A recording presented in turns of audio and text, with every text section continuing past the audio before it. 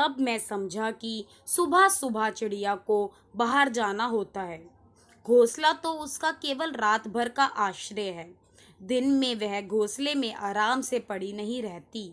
छुट्टी के दिन हम घर में भले ही पड़े रहें, लेकिन चिड़िया को दिन भर घोंसले में रहना नहीं सुहाता था। कमरे में खिड़की या रोशनदान होता तो वह चिड़िया मुझे जगाए बिना बाहर चली जाती, परंतु दरवाज़ा बंद होने पर उसके बाहर जाने का दूसरा और कोई रास्ता भी नहीं था। इसलिए वह दरवाज़ा खुलवाने के लिए जगा रही थी। मेरे ना जागने पर वह नाराज भी हो रही थी। उसकी चहचहाहट में जिस झुंझलाहट का मैंने महसूस किया था, उसका कारण भी मुझे समझ आ चुका था। दरवाज़ा खुलते ही चिड़िया तेजी से चली गई थी और शाम को फिर वापस लौट आई और चुपचाप पंत जी की तस्वीर के पीछे बनाए हुए घोंसले में बैठ गई। दूसरे दिन सुबह फिर मेरी नींद नहीं खुली थी। देर रात तक पड़ा था। अचानक चिड़िया की झुंझलाहट भरी चहचहाहट ने मुझे जगा दिया।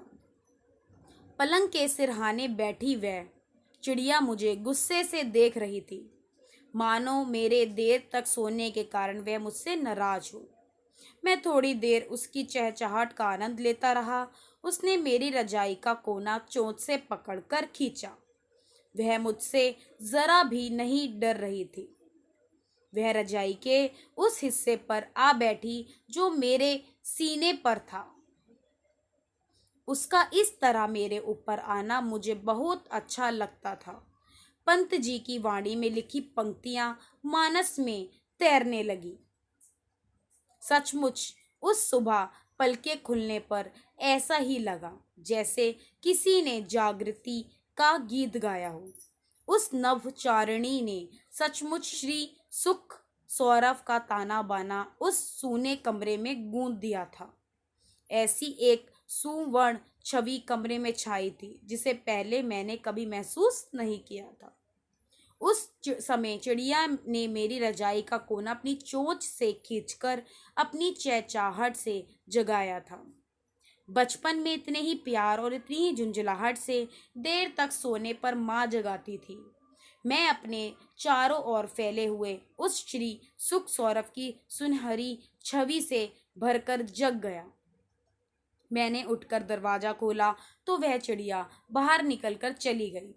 अब यह रोज की बात हो गई थी। सुबह चिड़िया को कमरे से बाहर जाना होता था। वह जल्दी जग जाती और दरवाज़ा खुलवाने के लिए मेरे पलंग के सिरहाने बैठकर चहचहाती और मेरी नींद खुल जाती। जब मैं अपनी बंद कोठरी की शिया को छोड़ भोर में चिड़िया को बाहर जाने देने के लिए दरवाज़ा खोलता तो खुले दरवाजे से उस ताजी सुबह की सुगंध कमरे में समा जाती। ठंडी हवा का स्पर्श और बहुत कोमल कात उजाला मेरी अलसाई आंखों को सहलाता। मुझे लगा किसी अनोखे अनुभव को मैं देर तक सोकर व्यर्थ करता रहा हूँ। अब भी मैं रात को देर तक पढ़ता हूँ, परंतु अब वह चिड़िया मेरी अलार्म घड़ी है जो मुझे अपने साथ सुबह जगा लेती है। अब वह पलंग के सिरहाने या मेरी रजाई पर बैठकर मधुर चहचहाहट से मुझे जगाती है। उसकी चहचहाहट में अब वह झुंझलाहट नहीं, एक वात्सल्य भरी जागृति है। यह किसी घड़ी की यांत्रिक ध्वनि नहीं, अपनेपन से भरी पुकार है जो मुझे आसमान से उतरती हुई प्रातःकाल की सुमंगल घड़ी में पुकारती है। उस सुमंगल घड़ी में सरिताओं का जल, आकाश की वायु, सूर्य का प्रकाश सब अपनी निर्मलता के चरम पर पहुंचकर सृष्टि में नए फूल खिलाने का उपक्रम करते हैं। अब मैं चिड़िया के साथ जागना सीख गया था और सुबह की फूलों की सुगंध से भरी ताजगी का वरदान पाने लगा था। रविंद्रनाथ ने अपनी जीवन स्मृति में सच ही लिखा है, मैं देवदार के जंगलों में घूमा, झरनों के किनारे बैठा, उनके जल में स्नान किया, कंचनजंगा की मेघ मुक्त महिमा की ओर ताकता बैठा रहा। लेकिन जहां मैं यह समझा था कि पाना सरल होगा, वहीं मुझे खोजने पर भी कुछ नहीं मिला। परिचय मिला, लेकिन और कुछ नहीं देख पाया। रत्न देख रहा था, सहसा वह बंद हो गया। अब मैं चिड़िया देख रहा था, लेकिन डिबिया के ऊपर कैसी ही मीनाकारी क्यों ना हो, उसको गलती से डिबिया मात्र मानने की आशंका नहीं रही। यह वो सच था कि एक बार रत्न दिख गया था, अब डिबिया बंद हो जाए उससे कोई फर्क नहीं पड़ता था, क्योंकि डिबिया में रत्न है, यह अनुभूति नहीं जानी चाहिए। रविंद्रनाथ ने इस पंक्तियों में रत्न की डिबिया की मीनाकारी का भी उल्लेख किया है, जो कि सबसे महत्वपूर्ण है।